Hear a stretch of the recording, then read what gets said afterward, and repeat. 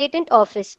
Further, he is also an empaneled national facilitator of patents for Startup India Action Plan announced by PM Modi. He has also worked for Amersham Pharmacia Biotech Asia Pacific Limited as a product specialist and later Genetics Life Sciences in New Delhi. He has also worked as project manager in the intellectual property division of Evaluserve Private Limited, Gurgaon.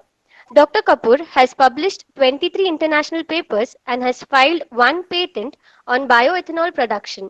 He has given 17 oral presentations in different conferences across India. Dr. Kapoor is also a manager in European Union's Erasmus Plus capacity building project in higher education for enhancing female entrepreneurship in India. Over to you, sir. Yeah, thank you for that wonderful introduction. Can you hear me? Am I audible? My slides are visible to you? Yes, sir, you're visible, sir.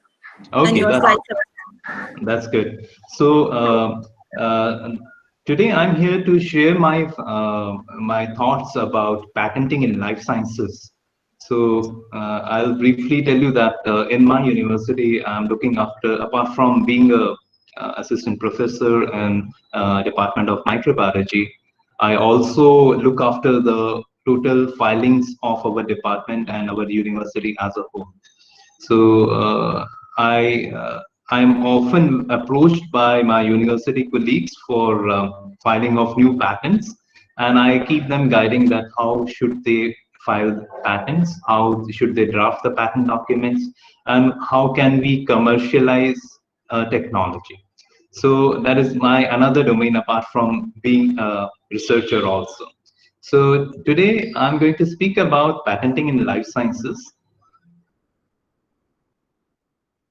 So before I actually tell you about the various forms of IPR, I would tell you that um, now most of the universities and different rating authorities, like the agencies which are rating a university, they're increasingly emphasizing on the output of a university in terms of its patents. So patents have increasingly gaining a lot of importance in today's scenario, because publishing good papers is, yes, for a researcher and for an academician, it is a very good way of showing his academic credentials. But if I speak about commercialization of technology and getting something out of the technology, means getting revenues out of what you are doing inside the lab, so that there comes the picture of the IPR. So and more specifically, if we are talking about a university, the most potentially important revenue generating IPR is patents. So the output of a university is very often taken in the form of a patent. So we were rated NAC A plus in the previous NAC rating, just because we were producing good number of patents. And even in the NIRF ranking, we were 76th in the whole India. So I think that's not bad. Being a state university, we ranked 76th, and we were number one in Haryana. Haryana, in the state of Haryana, we were ranking number one, just because we are actually focusing on the patent aspect, because the rating agencies, they very often ask you what is the scientific output of your institute, your college, your university. So it's very important for a university or a research institute or a college to give its output in terms of patenting activity. So that is a very, if you produce patents, that means your faculty members, your students, they are very actively into research. There's a clear indication. So the number of patents are actually, they are now correlated with your academic or research activities. So for that reason, I will be sharing you a few strategies that you can adopt, that your university can adopt to increase the output in terms of the patenting activity. So for that, my first slide actually shows an umbrella wherein there are various forms of IPR. IPR stands for intellectual property rights, and in under this, these rights are associated with patents. When we come to technology, it is actually we can protect it by patents, trademarks, the logo of your university, and any commercial organization can have its own trademark. You understand that Apple has its own trademark, and similarly Reebok has its own trademark. Then we can protect the design also. The design can be a design of a chair, a design of a building, so that can also be protected. Then copyrights. When we talk about the university scenario, copyrights play a very important role because we are producing a lot of literature in terms of thesis, in terms of books, research papers. So copyright here comes into play. Then comes trade secrets. And these are not directly correlated with a university setup, though it could be related with a commercial setups like Coca-Cola, which can keep its formula as a trade secret. Then comes geographical indication. This is a trader's right. Like a group of traders can apply for a geographical indication, like Banarsi Sari, Kolhapuri Chappal, Bikaneri Namkeen, and Balaji Ka Laddu. So all these things are categorized under geographical indication. Then in India, we don't patent the plant varieties. In India, we have a special act which is called Plant Breeders' Right (PBR). The plant varieties cannot be patented. So this is unlike US where plants are also protected, but India there is no provision of protecting a plant variety. So we have a special act for this. We can protect plant varieties, but that is under the plant breeders' right. So it has a separate provisions, the way separate rights. So because our farmer is very poor, we cannot give a patent to a company like ProAgro or Monsanto. They cannot apply for patents in India because we don't have any system wherein plants are given patent. So this is to safeguard the interest of our poor farmer, because the farmers they cannot afford the high cost of the seeds. So Indian government has totally banned patenting of plants. They have a separate act which gives you the provision. It gives you the right also, but it at the same time it has a provision that the storing of seeds for the next generation of crop is possible. I won't speak much about plant variety protection because that's not the mandate of today's talk. I will, in the coming slides, I will show you that what is the importance of having a IPR policy in your own university. Because I have seen many a times, many of the universities, they don't have an effective IPR policy, so that the faculty members or the researchers, they get encouraged for filing patents.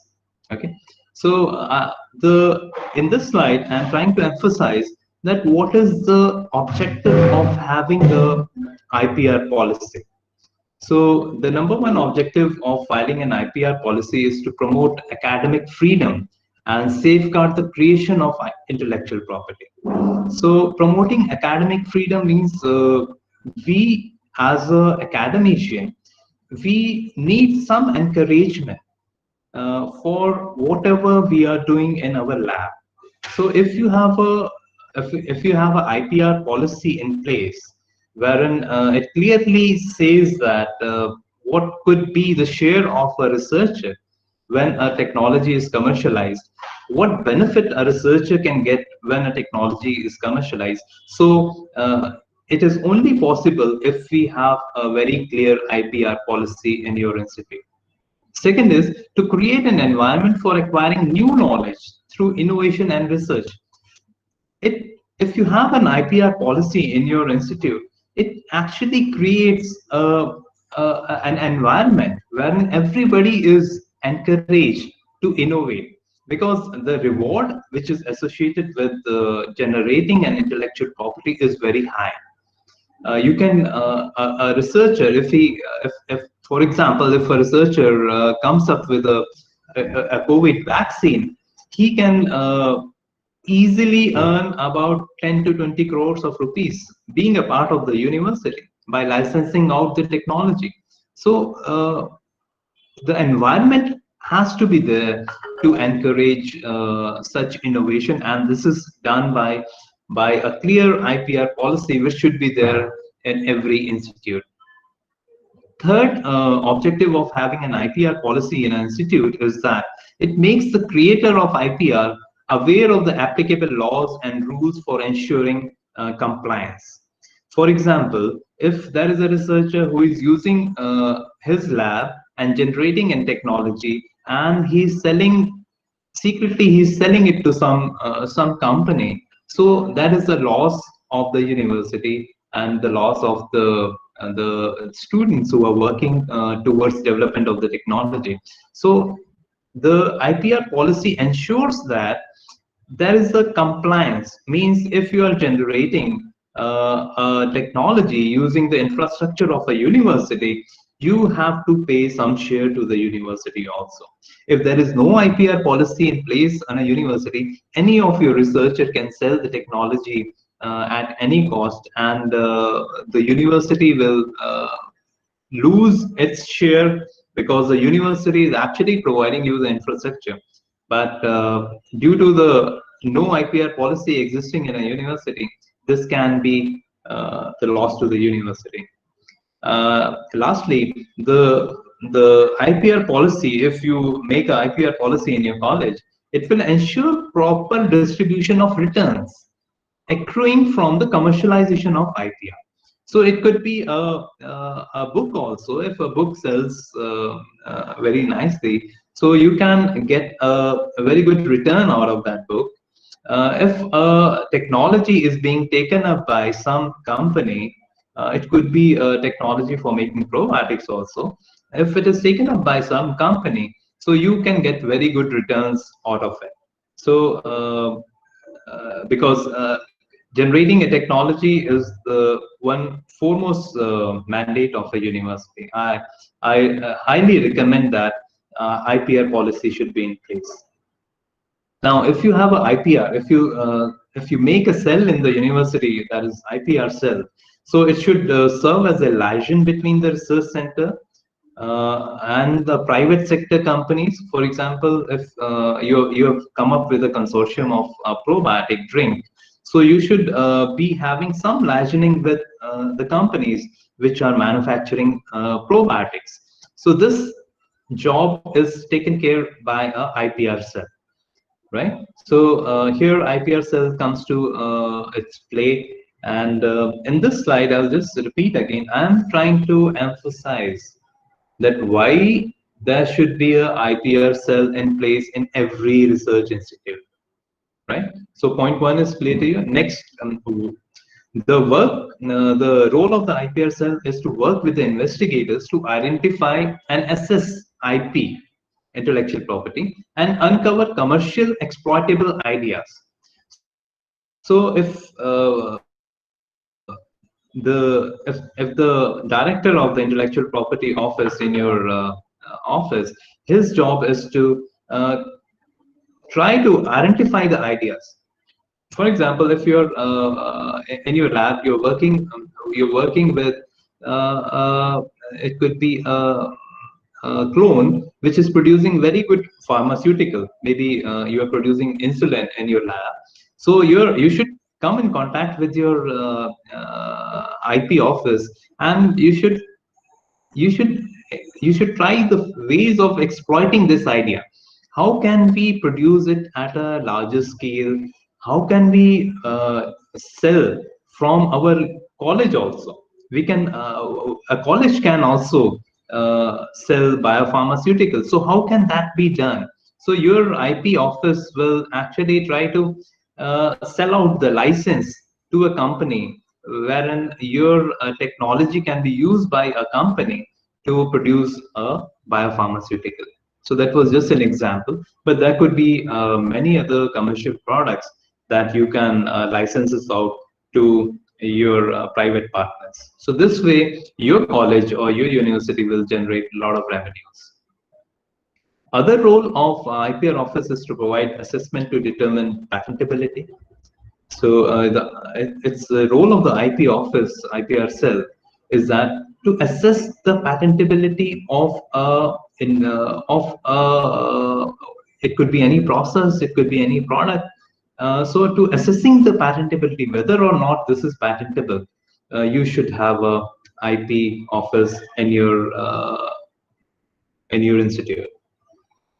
Next is to work with investigators to ensure IP rights through research contracts, material transfer agreements, and related agreements. So everything which goes out of the university or out of the college should have some agreement. Do not share your technology without having a proper agreement in place. There is always a legal agreement or MOU which is signed before we actually share the technology. So here is again the role of IPR cell. Another role of IPR cell is to contact and identify appropriate companies to commercialize the technology. And in return, we can ask for royalties, license fees, and research funding. So if any of your researcher in your college is working towards developing a technology, so they can always, before licensing out, they can always ask for a licensing fees or royalties. We as a researcher, we never care about generating revenues because we are getting our salaries, but we forget that we can generate a lot of revenues also by selling out the technologies which we are developing in the lab. So these revenue generation comes actually for a researcher or a faculty member. This becomes secondary because the primary job of a researcher is to take classes, to teach students, and to carry out research to uh, award the PhD degrees and so on.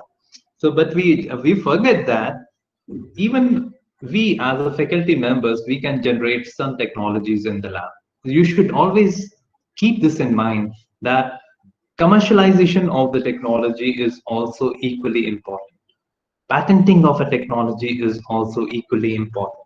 And we should always think in these lines that first we should protect our technology and then later on we can share it with someone. The seventh role of an IPR cell is to decide to protect, license, or release to public or return IP to inventor. So at times, everything is not patentable. Whatever you're doing in your laboratory it is not possible that everything is patentable. There could be technologies which you have improved, but somehow you are not able to get a patent. So for such technologies, you can license this out. You can license this technology to a private player. For example, if you are able to produce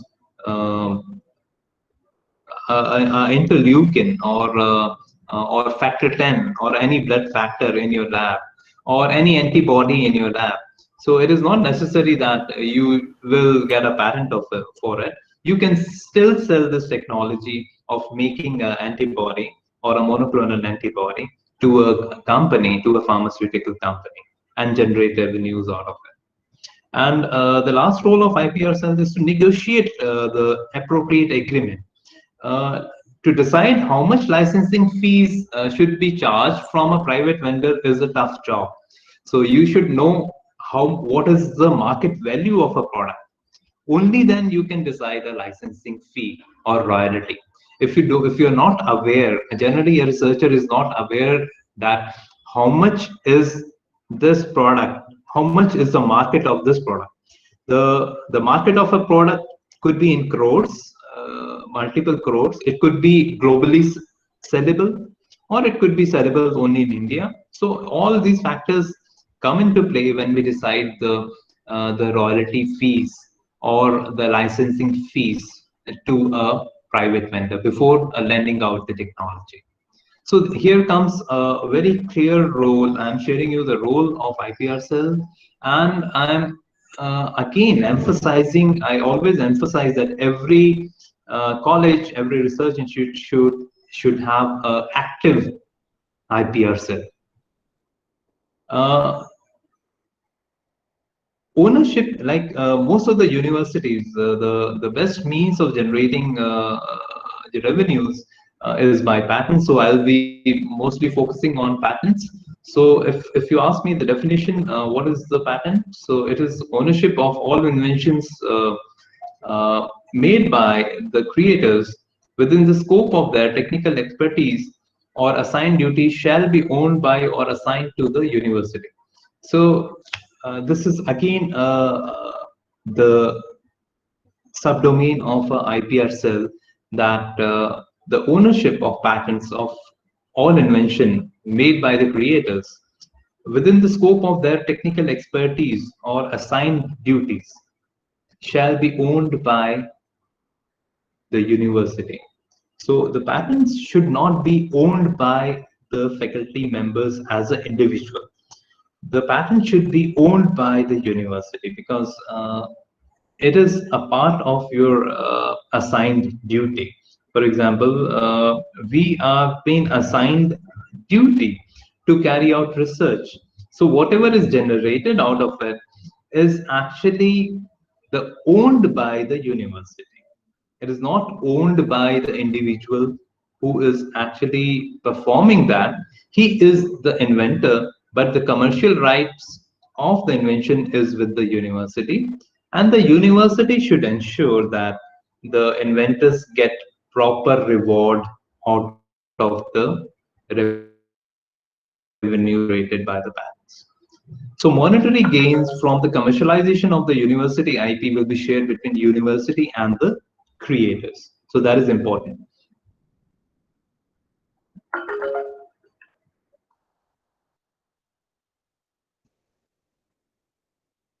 So for an invention, the for any invention you have in your lab, that should be it could be a workable idea which protects through patenting. You can protect the workable idea. Idea is not patentable, but a workable idea is patentable. So the process is like, if there is a problem, then you find a solution, and then you approach the invention. So if you have identified the problem, then you will be researching towards the solution, and then you innovate to come up with a product, process, or any apparatus to solve the problem. And the patents are an exclusive right granted for an invention, and this is for 20 years. And it's very important to apply for a patent. And these rights are territorial. Territorial means if you're applying in India, your patent is applicable only in India, not in any other country. For getting patent rights in any other country, you have to approach their individual patent office. So it's here I would say that you should be able to assess whether your invention is globally relevant or only nationally relevant. Now I will discuss with you what are the three basic requirements of a patent. That is novelty, non-obviousness, and industrial application. So these are when you develop a technology, or you come across any you do research. If you think that this is patentable, you should be able to answer these three questions: whether it is novel, whether it is non-obvious, whether it has an industrial application. If these three criteria are satisfied, then your work qualifies for a patent. Now we will discuss individually each of this criteria will discuss what is understood by novelty, what is understood by non-obviousness, and what do we understand by industrial application. So let's talk about the novelty first. Novelty means that not known to anybody in the world. Generally, we forget that the invention, when it comes to a patent office, the examiner not only checks the novelty in India, it checks the novelty in the complete world. So it should not be known anywhere in the whole world.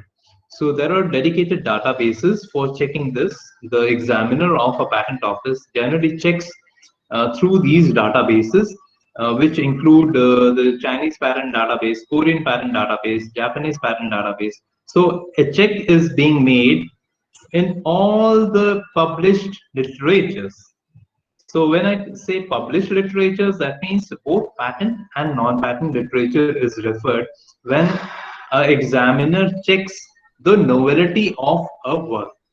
So there are databases, for example, Scopus or PubMed is a very good database for checking the innovativeness or the novelty of a work.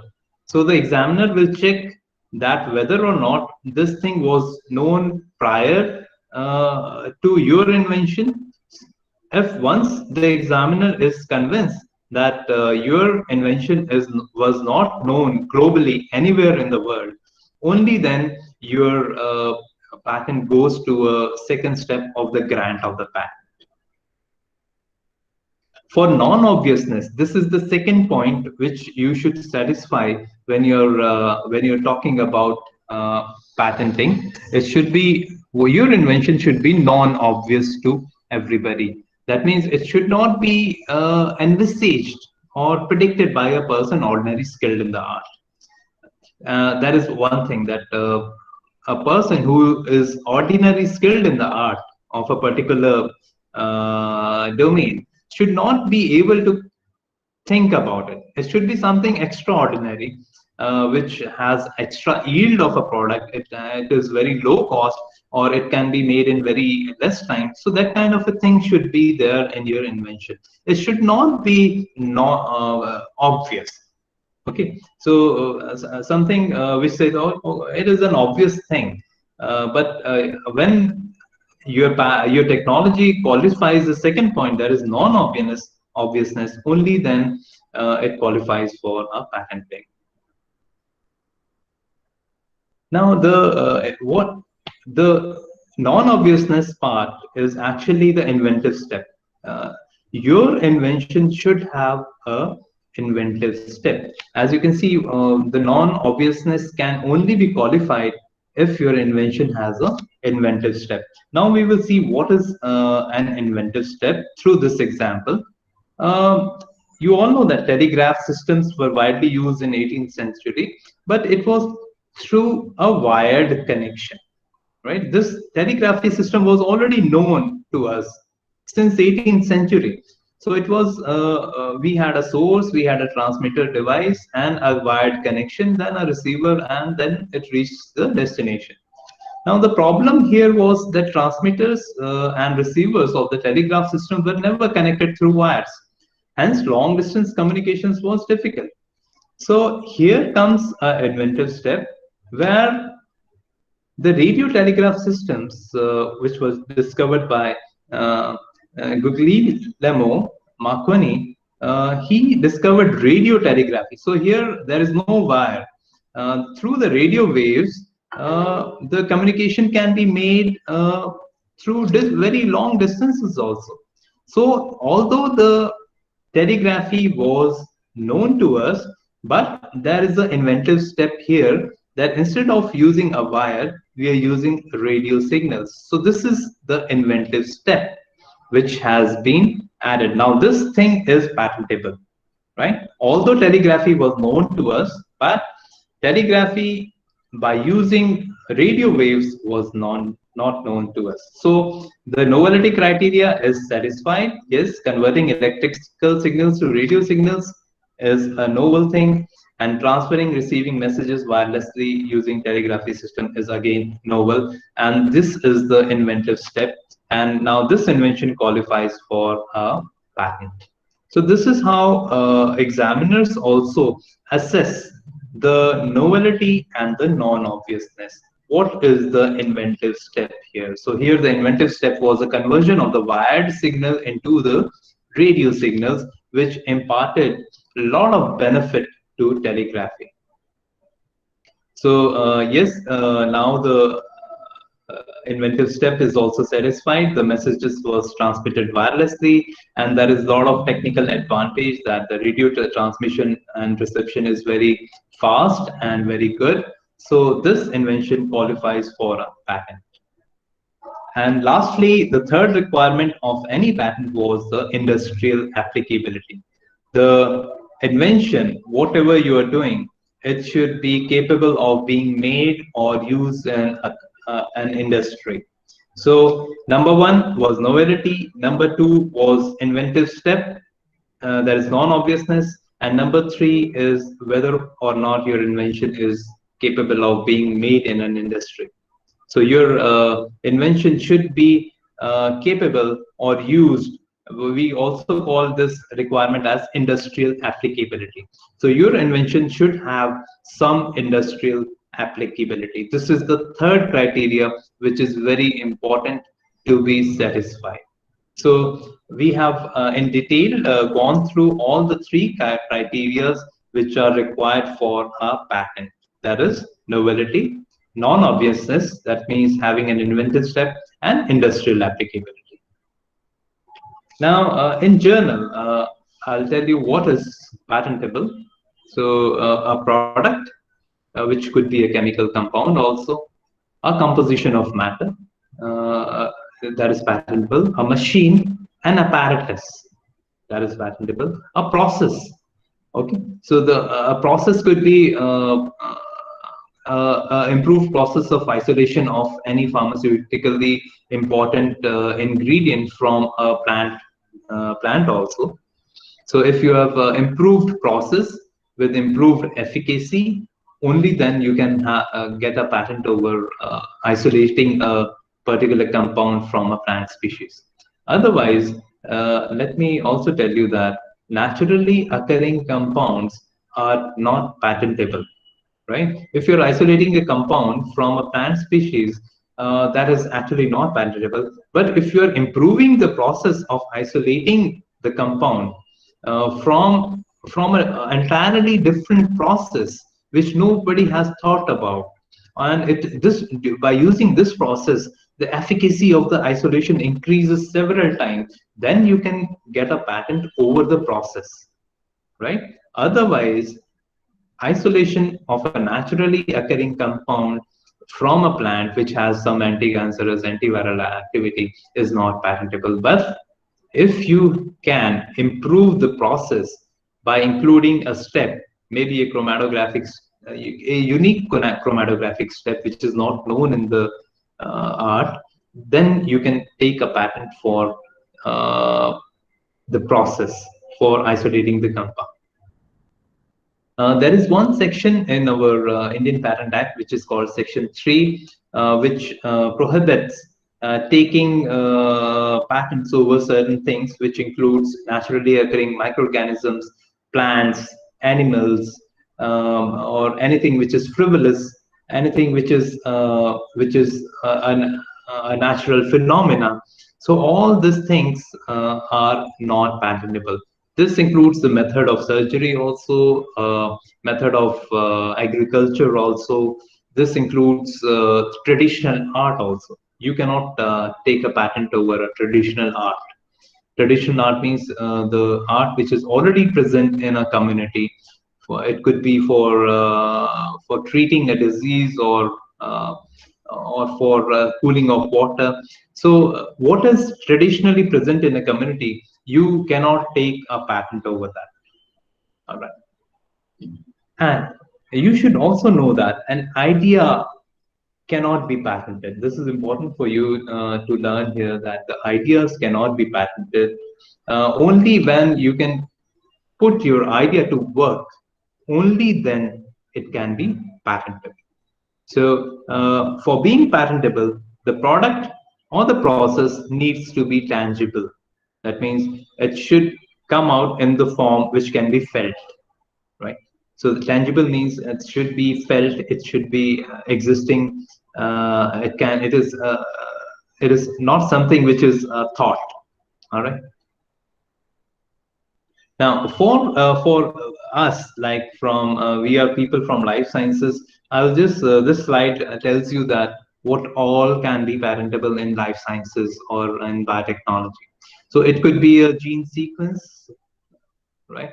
A gene sequence can also be regarded as a product. For example, naturally occurring gene sequences cannot be patented, but if you have a sequence, for example, which can identify the occurrence of a disease, which acts as a marker or which acts as a primer for identification of a pathogen. So such gene sequences can be patented. Second is polypeptides or protein sequences. These can also be patented, but provided you have synthesized or modified these protein sequences by human intervention. Vectors and plasmids can also be patented. If you have developed a vector, if you have developed a plasmid inside your lab, that is patentable. Gene constructs or cassettes. Expression, if you're expressing, for example, insulin or any other pharmaceutically important compound using a gene cassette, that can be patentable. A gene library constructed out of artificially made sequences can be patentable. Microorganisms, stem cells, and host cells can only be patented if there is substantial human intervention. If you have artificially modified a microorganism, only then it can be patented. A naturally occurring microorganism is not patentable. And similarly is true for the transgenic cells and other any kind of cell can only be patented if you have substantial human intervention. Plant and animal tissue culture, which are leading to a particular product, or isolating a product from a plant tissue culture or animal tissue culture, and that the process of isolating and preparing that product is patentable. Pharmaceuticals or vaccine compositions comprising microorganism, protein, polynucleotides, you can take a product or process patent here also. Antibodies, especially the monoclonal antibodies, which can be used for treatment of diseases, are also patentable. Similarly, the diagnostic kits, they are also patentable. Now, I will quickly, very quickly take you through the common mistakes which the scientists do while they are filing, they're working in the labs. First is they don't keep their invention secret before the filing date. You should always keep your invention secret until you file it. Second is discussing the invention in public. You should not discuss your invention. You should not bring your invention in the public domain before you have filed the patent. Number three, your invention is not new. You are not aware that in the world it is preconceived. Your invention is already known. So it is always good that you should do a prior art search. You should do a literature search to know whether your invention is novel or not. Underestimating the invention, even a needle or a nail can be patented because there is a lot of benefit which a needle can give you. So you should always have in mind that everything having novelness, non-obviousness, and commercial utility can be patented.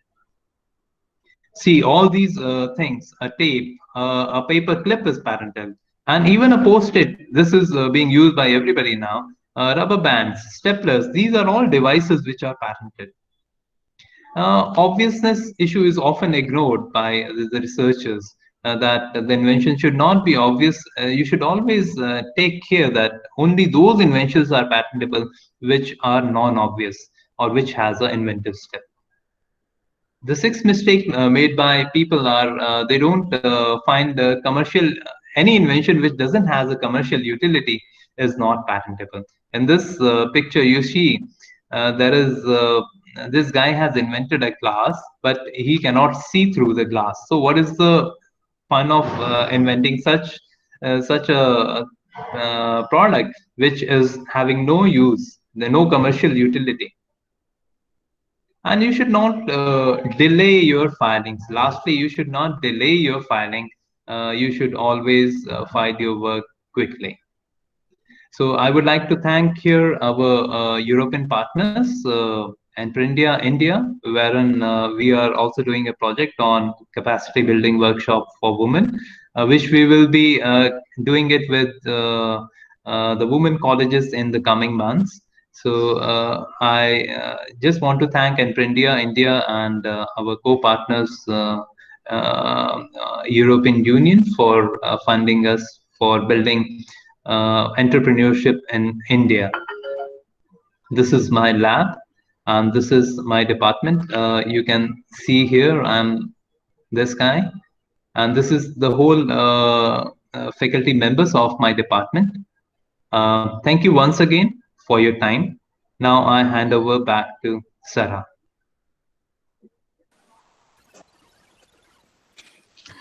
Thank you, Rajiv sir, for that wonderful talk. Patenting is an area we're not very familiar with. We got to know about the IPR policies and how to file it. And also that last part of the slides, the mistakes done by the scientist was truly wonderful. We got to know many things. Maybe we can go to the question and answer session. Let me see whether there is any questions in the chat box.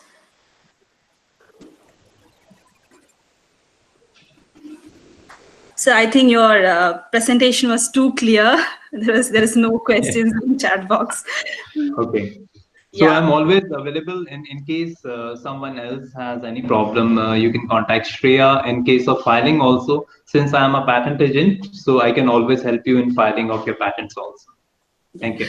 Yes, sir. There's one question from Kajri Das. Shall I read it out? Yeah. While applying for project, researchers are frequently asked about the novelty they are going to achieve. Yeah, this is true. And nowadays, even the funding authorities are very serious about whether they always want that funding should always be given to the person who is doing something novel. So the criteria of patenting has also come into the funding authorities also. So the whole idea of asking this question is that because the funding authorities are also answerable, they're also answerable to the planning commission that what technology came out when you actually funded this project. So this criteria has become a universal criteria. So any research you are doing, it should be novel.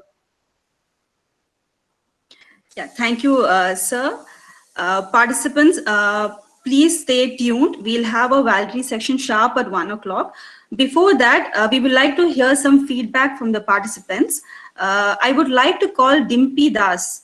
Is she there, Dimpy? Yes, ma'am, I'm here. Yeah, Dimpy, would you like to say something about the program and the FDP? Yes, ma'am. Am I audible to you? Yes, Dimpy, yes. Oh, okay, ma'am. So, a very good afternoon to everyone. First of all, I would like to thank all the coordinators, speakers, and the technical team for collaborating together in order to bring about the smooth conduct of this faculty development program. We all are privileged to gain knowledge about all the research developments that are being made in the field of life sciences. The sessions undertaken totally reflected the amount of hard work, time, and energy that all the eminent speakers have invested in bringing out important insights related to their respective fields of expertise. Even though some glitches were experienced, but it was rectified soon enough. And it was also made sure that participants had access to the presentation slides by making it available on the official website and on YouTube as well. The speakers efficiently clarified all the doubts that were raised, And most importantly, an assignment has been given in order to assess the knowledge grasping ability of the participants, which differentiates this program from other mainstream webinars. I once again express my gratitude towards everyone who worked their way in making this program a great success in anticipation of participating in such rewarding programs in the near future as well. Thank you very much. May you all have a nice day. Please stay healthy and stay safe. Thank you, ma'am. Thank you, Dimpy. Thank you for that valuable feedback. Participants all are welcome. If anybody wants to give a feedback, you're welcome. Please unmute yourself and you can give it. We'll wait for 5 minutes.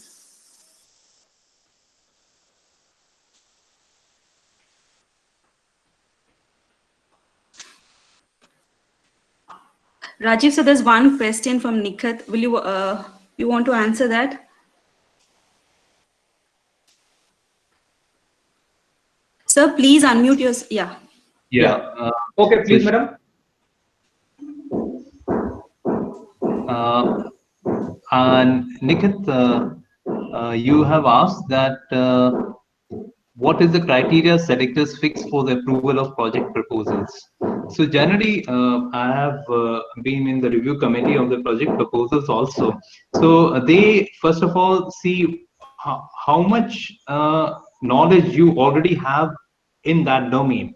For example, have you published in that very domain in which you are writing a project? So that is one thing very important that the selectors they look into, that whether you have adequate knowledge to carry out that project or adequate expertise, and that expertise is reflected by your publications in that very domain. This is very I should say that at many times people do have expertise, but due to lack of publications they are not able to convey this to the selectors that they do have expertise, but the selectors only look at the publications. Second criteria is that if your work is really novel, having a lot of commercial applications, it is going to solve a big problem of our nation, then also your work pleases the selectors. So that is something which really is important. Yeah. Thank you, sir. Participants, do you want to share your feedback? Good afternoon to one and all. Yeah. I'm Dr. A. Julie from Providence College, Calicut. Really pleased to be in one among this program. First of all, I would like to thank all the organizers who have put a great effort in conducting such a wonderful FDP. And really each session took us into a great world where it was really relevant topics to be discussed. And also many startup programs were also discussed. And truly it was a nation building program. And special thanks to Dr. Rajiv and Shreya Madam, who gave me an opportunity to be a part of this program. And thanks one and all the best wishes. Thank you, Julie ma'am. Thank you so much for the wonderful comments. Anybody else from the participants, would you like to share your feedback? Or shall we move into the validity section? Okay. Okay, participants, please stay tuned in. We'll start sharp by 1 o'clock. Rajiv sir, welcome sir. Yeah. Okay. Welcome, Dr. Rajiv Gogoi. Sir, are we audible? Thank you very much. Yes, sir. Sir, you are audible, sir. Yeah, I can hear. You people can hear me? Yes, sir. Yes, sir. Very much. Okay. Am I visible? Yes, sir. You're visible, sir. Okay. Yeah. Sir, maybe you can present your screen, sir. So okay. Yeah. Then I can go for this my sharing option, no? Yes, sir. You can. There is a present now option there on your screen.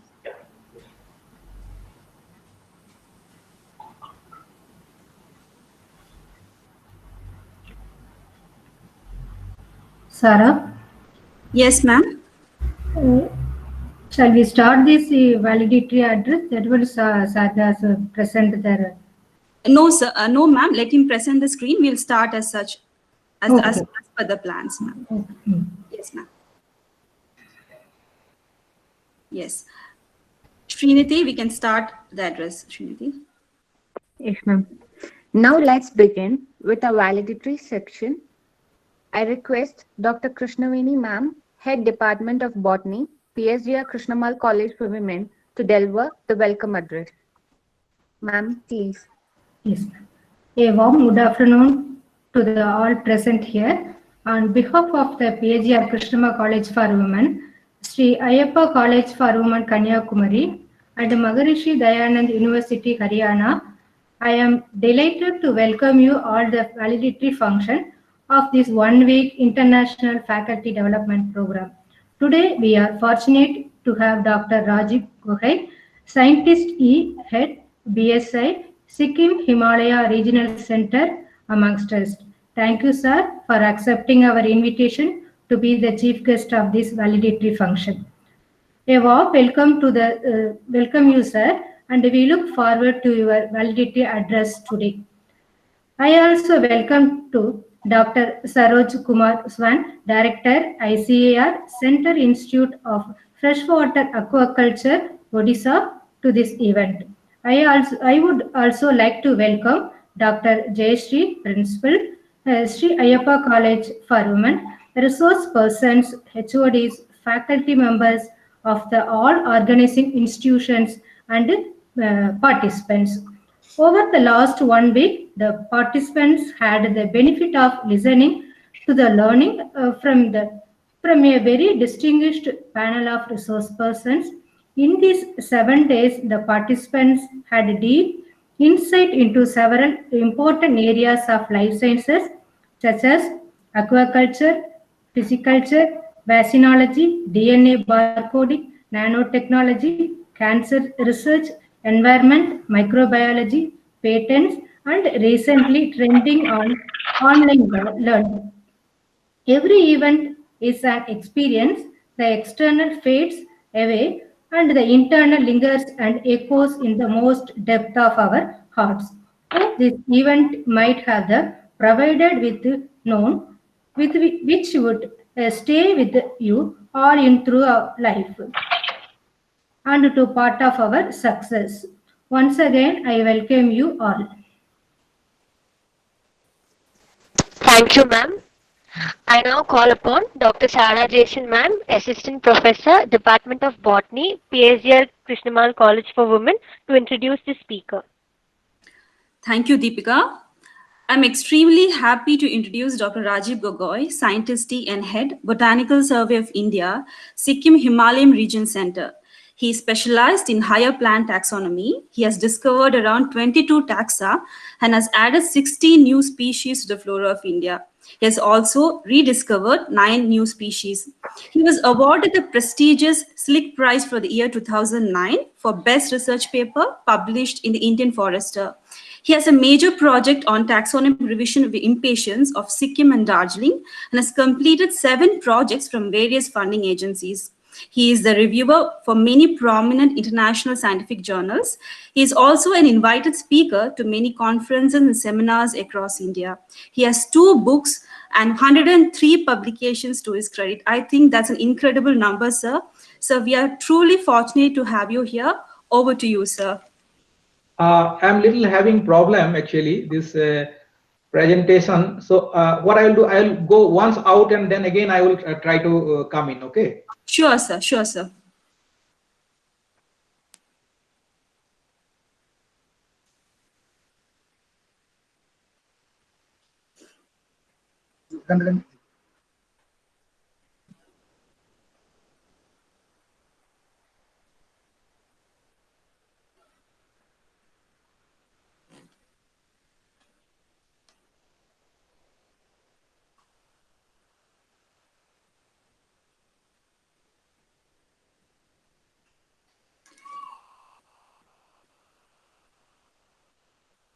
Participants, please stay tuned in. He's a wonderful speaker. You shouldn't miss his lecture. Probably he will tell us about the biodiversity of the northeastern region, and he has got wonderful slides.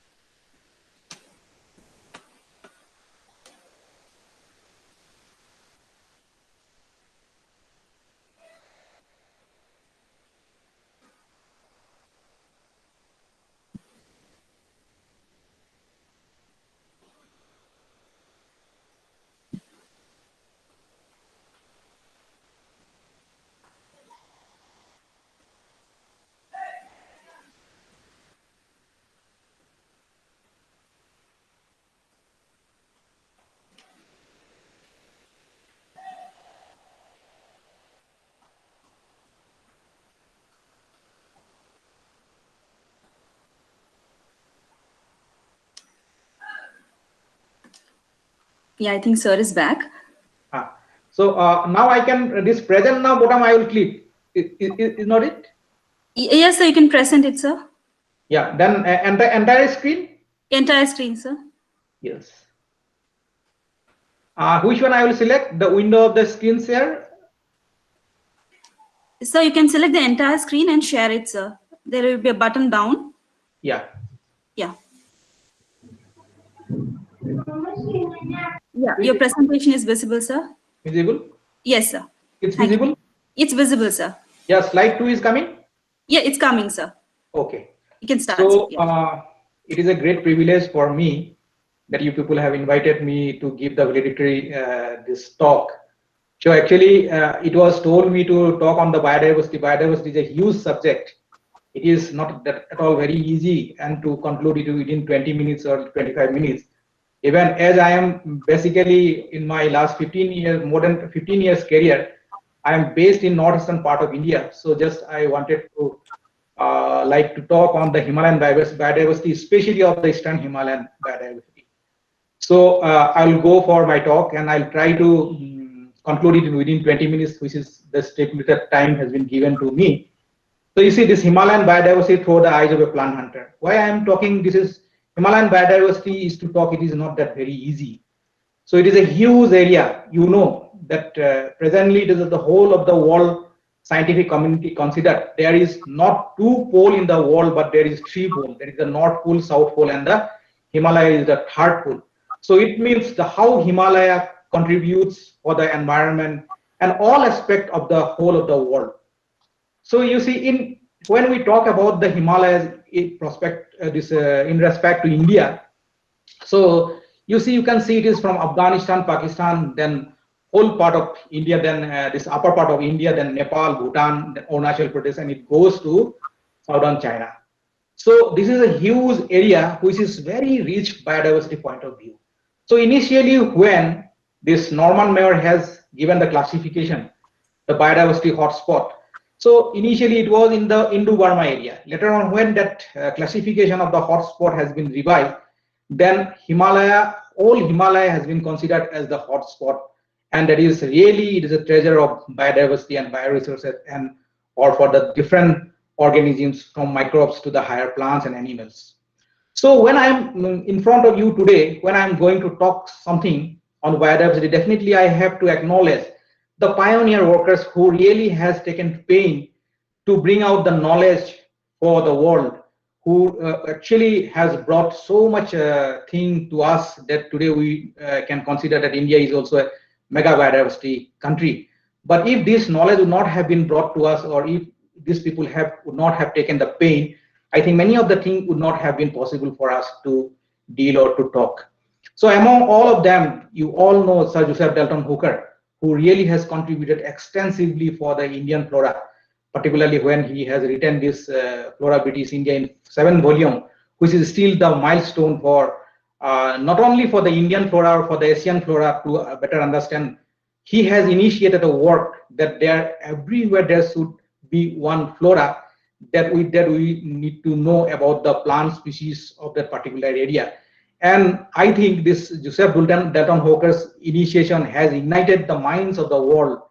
Many of the scientists has come out later on the flora of different places. Even first, Hooker has come to Sikkim and this Assam part of Meghalaya. But after going back, when he initiated all these things, and this has triggered a lot of floristic study in different parts of India, including peninsular India, and like later on, a lot of flora has come out. So you see why this Himalaya or the Eastern Himalaya or the northeastern India is important from biodiversity point of view. Because if you go to Europe and other places in the world, you will see there's too much monotony in the vegetation and the ecosystem. Because ecosystem is the main thing who leads the initiation or the richness of the biodiversity. Because if there will be different kind of ecosystem in a short area, then there will be very varied type of organism will dwell, or very different kind of species you will get. So you see, this is Kaziranga National Park. My slide. This is Assam. This is here in this part of Himalayan, Eastern Himalaya side. So here you see this starts 150-meter altitude. You can see this is an animal in the picture, that is rhinoceros, which is considered to be living from the time of dinosaur.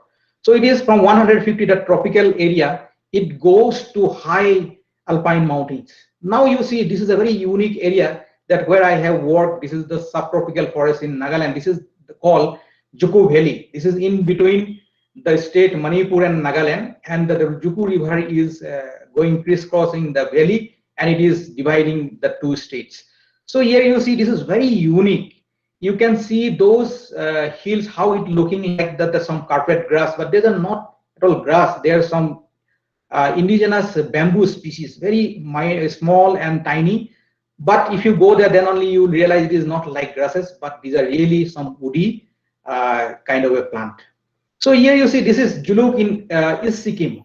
Here also you can see that uniqueness of the ecosystem. This is the old Silk Route, which the Chinese people earlier used to come. They come to Kalimpong. There, the Indian people, the counterparts, they used to come and they make the trade of the business.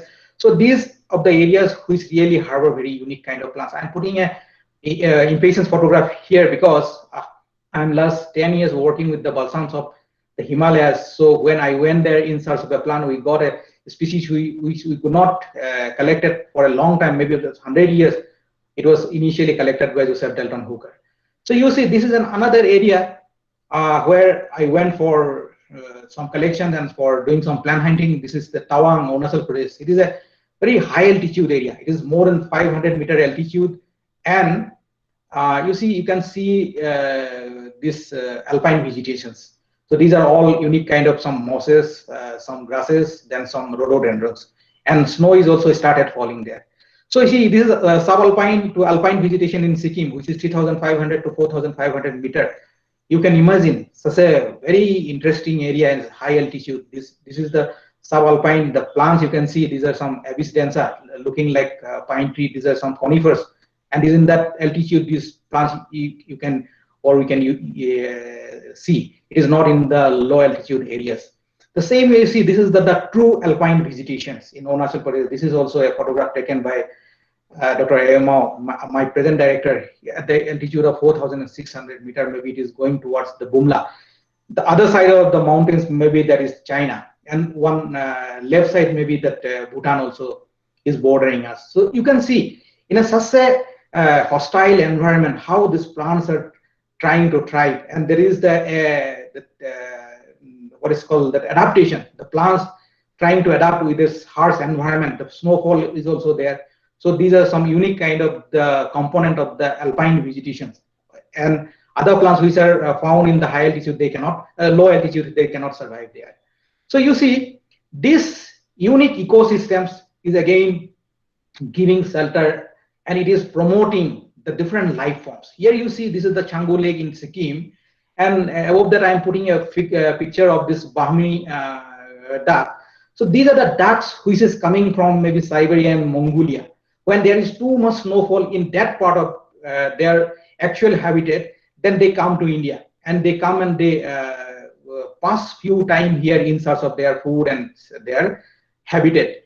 So these are unique areas which is creating our biodiversity reach. At the same time, you see this is the Barse Wildlife Sanctuary, Rhododendron Sanctuary in Sikkim. So here an unique species is found, that is the, it is an endangered species, this is red panda. So you can see what a unique formation of the vegetation in that area, the rhododendron trees you can see. So at the same time, here you see this is the Yumthang Valley. So it is in North Sikkim, and here also you see this is the yaks. They can, you can see that they're grazing there, and these are the areas where this type of animals has been given that opportunity to thrive, and these are giving more colors to our biodiversity. At the same time, here you see while going to Juluk, I encountered one musk deer. This is that it is in the inside. You can see that animal, and these are the some from subalpine to the alpine area. These vegetations are so unique and very colorful. So you see, this is the some field photos that I wanted to put it here. That my team, how we used to go to the field and how we used to do. So here in the Tamje area, the first photograph is Sikkim in 4,300 meter, because presently I'm working in a project for this that is completed also, that Jankas and Junca Genesi of India. So these Jankas and Junca Genesi families grows very high in high altitude. So I was searching for that. Down you can see the Gudongma. It is the highest altitude that I have reached, 5,300 meter. It is very high altitude, and this all small shrubby plants you can see there in that true alpine areas. Like that, these are the things that where we go, and these are not that very easy also. But I'm showing that some of the people will be happy to see, and they will also try to do this kind of things. So you see, when we talk about the biodiversity of Northeast India, we definitely have to talk about orchids. So here, see, I'm just because the time is so less that I cannot take too many things, but I just wanted to showcase little things. See, you will see these are the orchids. Here you can see three orchids, two orchids which are already given the status of that CITES. One is the above top left, that is the blue vanda, Vanda caerulea. The below that, the red one, that is the red vanda, that is Vanda impscutiana. Then above one you can see that parrot orchid, that is for some more than 100 years it was considered that it was lost. Then near to that, that is a Paphiopedilum, a species which is found in Arunachal Pradesh, Paphiopedilum spicerianum. This is also considered as a lost orchid, but later on it was rediscovered from Bhutan. Then again down is the Cymbidium. Cymbidiums are orchids who is having high commercial potential because the petals are thick leathery type. That's why it is very much considered good orchid species which can be sold and people will like to have also. So you see, these are the rhododendrons. These are very unique in nature and their flowers are really beautiful. You see, if you go to some countries like Norway or any other parts of Europe, you will see many rhododendron species are growing there. And it is very interesting that once upon a time there was not a single rhododendron in those countries. After this Europeans or the Westerners, when they have visited our country or country like Bhutan, country like China, they started collecting these seeds and they brought this to their country.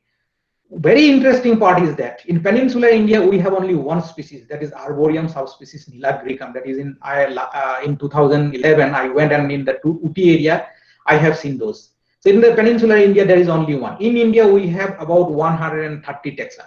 So what is the most unfortunate part for us is this plant grows in the high altitude mountains, but they do not grow in low altitude or in the plain areas. Now it is a very important aspect and it is a issue for the scientific community. If you can acclimatize them that they can grow in the low altitude area also, then these type of species or this type of plants people can grow down also. But there will be a lot of research and a lot of R&D is required.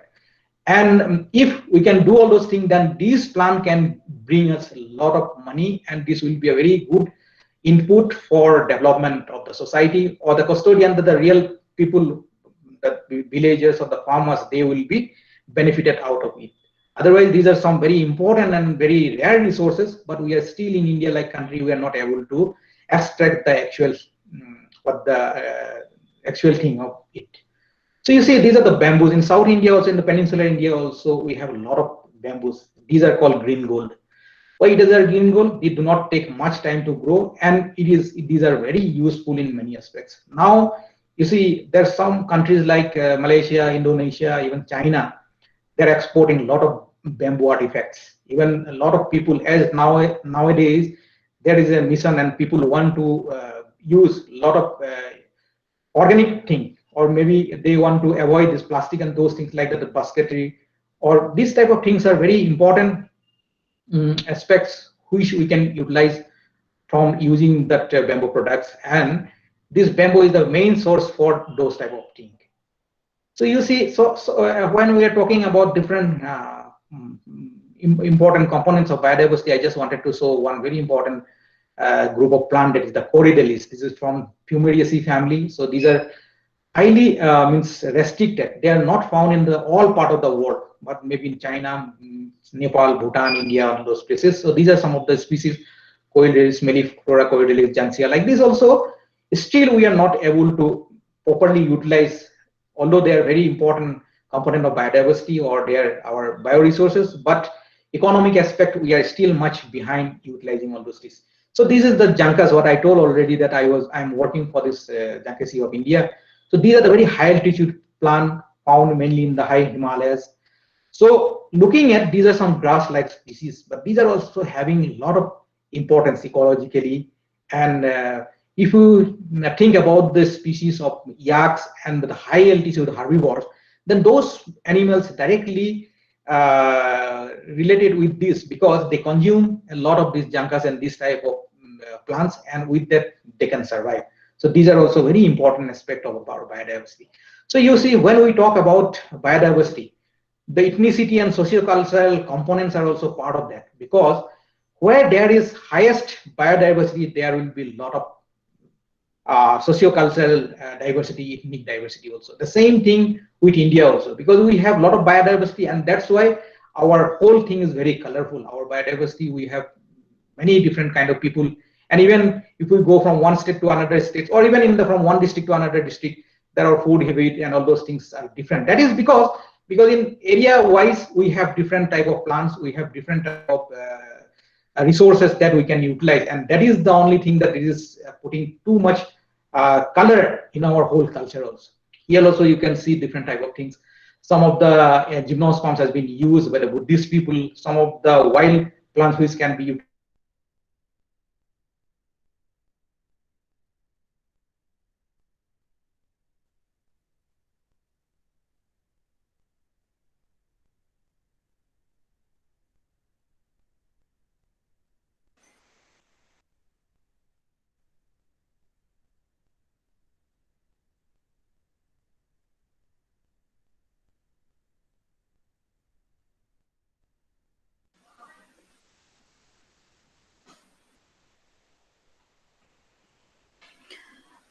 I think there's some connectivity issue.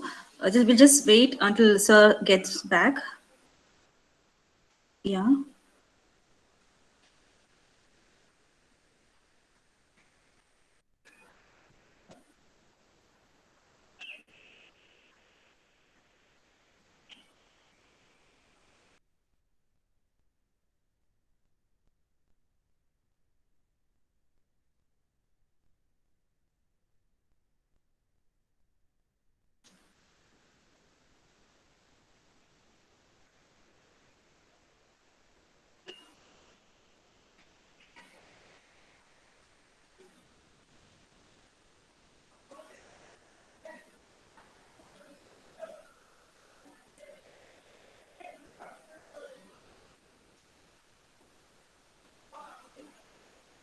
Sir has joined back.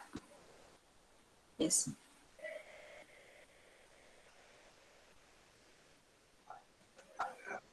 Hello? Yes, sir. Yes, sir. You're audible, sir. Okay. I got disconnected in between, I think, no? Yes, sir. You got disconnected, sir. Yeah, okay. Then again, I'm trying now. Again, okay. Yes, yes, yes, sir.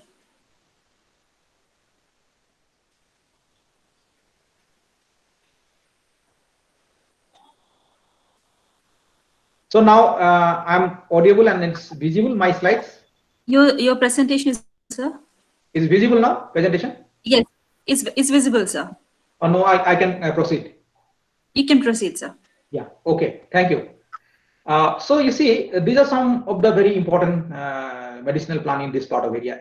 Down, first or down, one plant you can see, this is the Ural ferox. This is very commonly found in the malls and everywhere people nowadays using. This is the Makhna. So it is plenty found in the plains of many parts of India, including parts of Northeast India, but still we do not have much agro-technology for it. So these are plants naturally growing in this, some peats and some what is called wetland areas. But we need to develop a lot of things for agro-technology and for proper production and for large scale production. Then you see, if you go and buy Makhna, still we have to pay a lot. That is because there is no still that proper way of cultivation of this thing. Then here another is Plogocanthus species. This is very good for asthma, then bronchitis and cough, like this type of thing. Below is that Oroxylum indicum. This is a medicinal plant. Even it is tried for curing cancer, and it is said that it is useful. So these are some of the plants in different parts of Northeast India. You can see this Xanthoxylum species. Then some of this palm also people are using. So here you can see these are different kinds of wild fruits in Meghalaya, like this citrus, then this different kinds of citrus, and what is called one rosaceae plant. So you see these are very colorful, different kind of wild vegetables in the parts of this Sikkim and Darjeeling Himalaya. So you can see how beautifully people are using these things, and they're very important. Many regions, scientific regions. I'll go and I'll talk later on. So here also you see these are the agro-biodiversity, the colorful agro-biodiversity found here, Sikkim and Darjeeling area. So see, what are the major the traits? You see, this is the area, the Juku Valley, what I already told. See, we are going, a lot of tourists, we are going to visit all this type of places. People are bringing plastics. People are putting fire to get rid of coal. And now after leaving, they leave the fire like that, and this whole mountain is devastated way it is got burned. The next year you see what is happening. It destroyed the whole primary forest, and next year only secondary formation is taking place. And above you see that is a lily which was only found in those areas that has been destroyed, and that's why it is becoming endangered. So here see these are some of the other medicinal plants that I wanted to show. It is in Tamje area, that's Sikkim rhubarb or Sikkim sundari, that is Rhiannon novile. The very high altitude plant I have found there. Then those are the roots that still people are using. These are some another to be stressed species. So you see, when we have these all resources, day by day those are depleting also. Now our major concern is to conserve them. That's why you can do them in situ, where they are growing in those areas that need to be conserved, and ex situ. Like that I just wanted to show. See, for the in situ, government is making a lot of national park, wildlife sanctuary, biosphere reserve and like that. So in ex situ conservation, directly we can bring the plants, seeds and something like that, and we can plant. Botanical Survey of India is also, we are taking up a lot of initiative for like this. In our 16 office, everywhere we are attached with one garden, and like that we are doing. I'm showing here that in Sikkim office, in my office, this rhododendrons we are trying. Down you can see one Kaempferia species which is very good for fracture and something like that, and orchids also, and the balsams also we are doing. So this is at the same time we are doing the ex situ conservation through plant tissue culture. Here you can see some of the plants we are doing. This is in our Shillong office, so we are doing all these things. These are very important aspects for ex situ conservation. So now let's see, when biodiversity is there, biodiversity do not have any meaning if it is not useful for people. If we are only talking that these are risk biodiversity, but if it is not been useful for people and we are not able to utilize them properly in a sustainable way, there will be no benefit out of it, and people will be not benefited. Even if we not know also their actual property, sometimes it is difficult to conserve them too. So you see we are doing some nutraceutical properties, and in our Kolkata phytochemistry division, my friend Dr. Topon Sil and the people are trying to do all kind of wild plant their nutraceutical properties, and we have found that many of the plants are very important. Even what we are day by day we are taking, that vegetables which are sold in the market, maybe wild plants, which particularly we consider that these are the plants used by the tribals or ethnic communities. They are having much more important ingredients which is required for our day-to-day life or for betterment of the health. So here you see just one example I want to share here that my friend Dr. Toponsil and these people have published. It is a study they have done with Cynodon dactylon. You all know this Cynodon dactylon is a very common grass, and this is used for performing some of the puja or rituals also. See, you see, if you you know or do not know, I want to share that when a dog having some problem in his stomach, he secretly go and consume some Cynodon dactylon leaves, which is in Sanskrit also called durba. So after that, after taking that Cynodon dactylon leaves, that dog will somewhere he will vomit. It means if any toxicity or toxic thing he has consumed, or if anything is there like that which is not good for his stomach, he vomit it out through this. So with the chemical extracted from this plant, it was tried with the wounds of the diabetic patient, and in 14 days it was found that this plant is very useful to cure. And this is everything you can see in the picture also, what is published in a Elsevier journal. So this conservation, so more protected areas to be declared, awareness among public, those things are required, value addition for different groups of plant is required, strict implementation of government law. We all know more gov initiative for both in situ and ex situ, and NGOs participation for conservation is a must. These are very important things. And I just want to conclude here because my time is almost going to be finished. But before that, I just want to tell one thing. See, when this today's situation, this is the situation of this COVID-19. Here we have seen this biodiversity. We have to study more, and we have to see all different angles of biodiversity now, because when this COVID-19 situation has come in front of us, then we came to know that when we do not have a medicine, then only way is that to boost the immunity. And that way, our Ayush ministry has already told that these are the plants that we need to have, and with this we can boost our immunity. But you see, if you analyze the data, particularly from the European, American, and now in context to India, then we will see with this COVID-19, all the people are not being affected. So I think that immunity is having a very important role here. And the immunity boosting plant, what we know about that 20 plants or 30 plants from our time immemorial, maybe we have much more plants in the wild which we do not know. Now it is the responsibility of the scientific community that we go and we go for inserts. We already recorded in Indian database there's 250 species of plant which are antiviral, but we do not know which are the plants are very effective and which are not. Maybe there's 20 species of plants which we can utilize, and we can formulate some medicines which we can try to cure diseases like this COVID-19. So these are the very important thing and retrospection that we need to do at this moment. So thank you very much, and thank you very much to everybody again. Thank you for this lovely presentation, sir. Your slides were wonderful and appealing. It was more like a virtual tour to Northeast India. Thank you for making it lively, sir. Thank you, thank you. Now I request Dr. Shreya G. Nair, ma'am, Assistant Professor, Department of Zoology, Sri Ayappa College for Women, to give concluding remarks. Ma'am, please.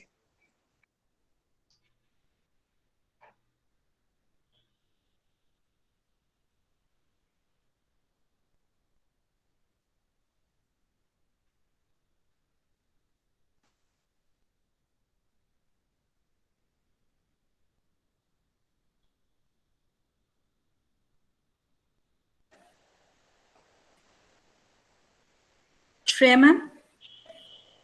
Ma'am can start, ma'am. Yes. Yes, Thank ma'am. you. Thank you, sir. Yes.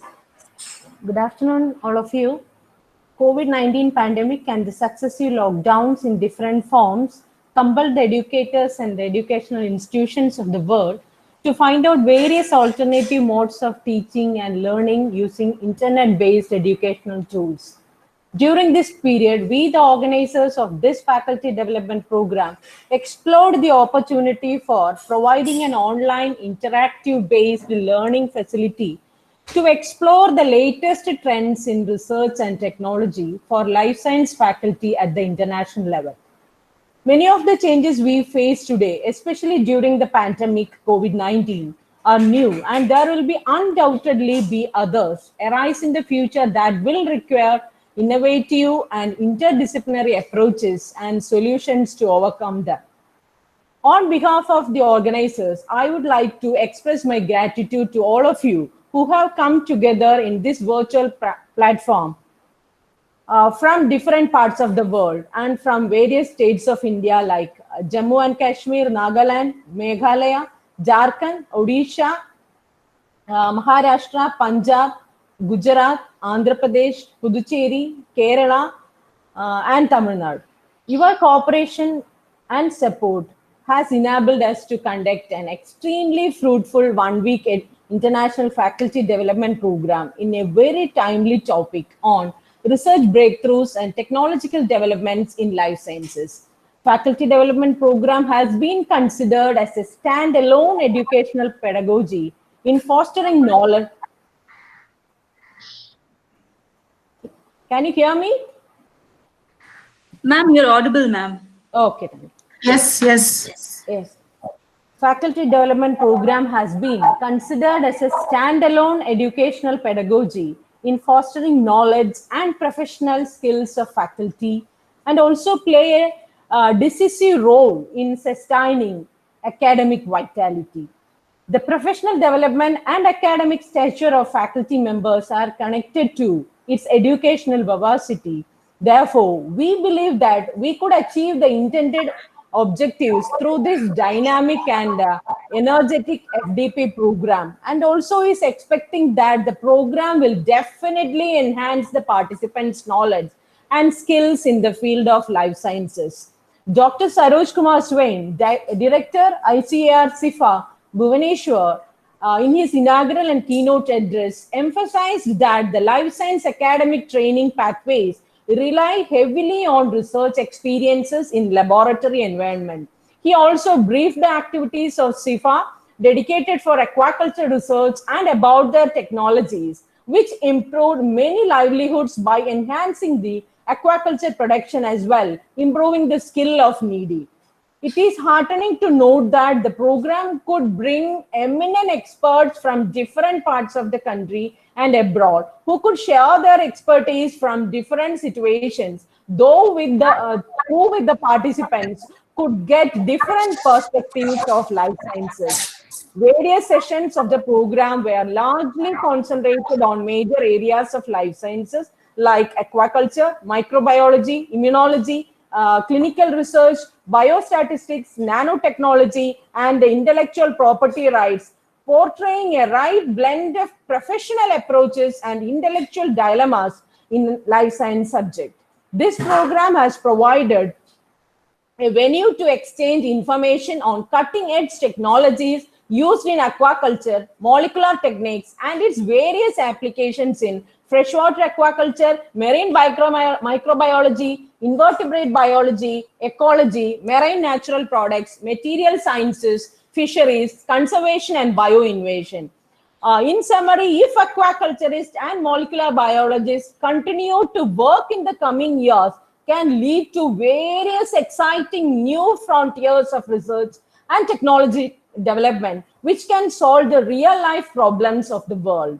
In addition to basic knowledge of diversity, ecology, phylogeny, and other aspects of basic microbes, mechanisms of pathogenicity, virulence factors, antibiotic resistance traits, mutation rates, prevalence, and impacts of lateral gene transfer and host immune response to pathogens were discussed in detail by various microbiologists.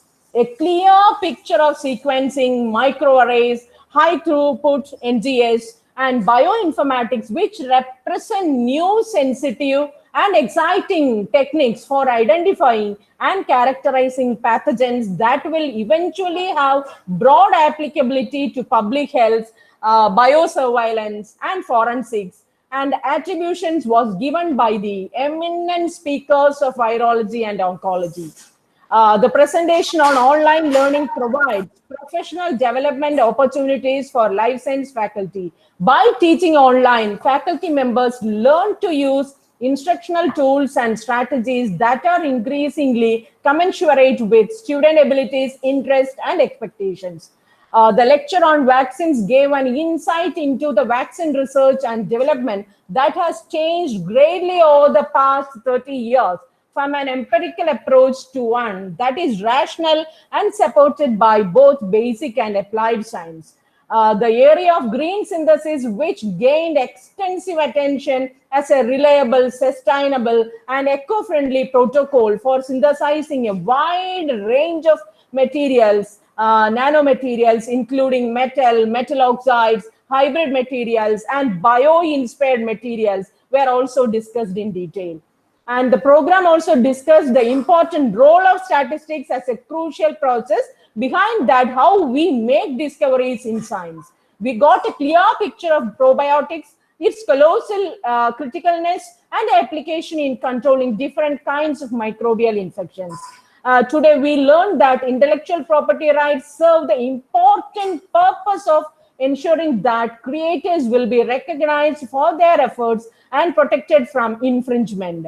We, the researchers, are sure that it is not only to protect our works through the right claim of intellectual property rights, but also to respect others' original research in the form of giving right citations and credits is the basis of building academic honesty, intellectual creativity, and innovations. We, the life science researchers, should also make aware that there are many interdisciplinary areas of life sciences subjects are evolving in the world of academics. Any faculty of discipline, including humanities, commerce, languages, social sciences, philosophy, physics, etc., can be researched in the field of life sciences and can offer solutions for the different real life problems of the society. Some examples are already there in the fields of forensic science, astrobiology, neurolinguistics, space biology, neuroeconomics, biological anthropology, bioeconomics, exobiology, computational life science, bioinformatics, evolutionary biology, biomechanics, histology, quantum biology, synthetic biology, etc., where researchers and academicians are expected to concentrate for future growth and development of our life science discipline. Before I conclude my remarks, I would like to place on record the seamless effort and encouragement extended to me by management of Ayyappa College, Secretary Advocate M. Sangeet Kumar, Principal Dr. K.V. Jayashree, Mrs. V.R. Anjana, Head of the Department of Zoology, Dr. M. Suma, Head Department of Botany of our college, Dr. Saroj Kumar Swain, Director ICAR, SIFA, Bhubaneswar, Odisha, Dr. Jitendra Kumar Sundare, Head Department of Fish Genetics and Biotechnology, SIFA, Odisha, Professor P. Shukla, Associate Professor and Head, Department of Microbiology, Maharshi Dayanand University, Rohtak, Haryana, Management, Secretary Dr. N. Yashoda Devi, Principal Dr. S. Nirmala, Dr. C. Krishnaveni, Head of the Department of Botany of PSGR Krishnamal College for Women, Coimbatore. We look for more association of collaboration and research in the various upcoming interdisciplinary and multidisciplinary areas of life sciences from different departments and universities within and outside the country. I take this opportunity to wish you all a very prosperous and successful career in research and development in different areas of life sciences. Thank you. Thank you so much, ma'am. Thank you, Dr. Sara. I request Dr. M. Kanchana, Wait, Deepika, I think most of the thing covered by Shriya Nair. I think it is Shriya. Yes. We will finish. Wind up after this, or you want me to go with the? Thanks. You go. I think you have completed everything. No. You go with the formal out of thanks. Already it is time, no? You please proceed. No, no, same thing only I'm going to repeat. No issues. You please proceed. I think we will wind up everything. It is okay.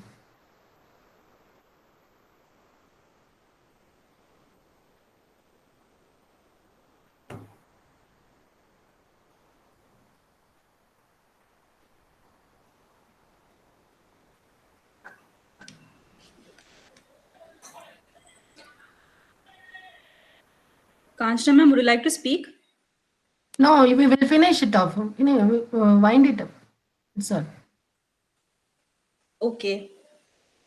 Okay, thanks again to all the participants and the speakers. And please note down the points. You have a feedback link. All the feedback links will be open now. Please fill it up. And also there's be a small assignment. Please do it so that there'll be no problem getting your certificates. Thank you once again. And please go through all the points which is presented on the screen, especially the feedback forms and the assignments. Okay, once again, thank you all and stay safe.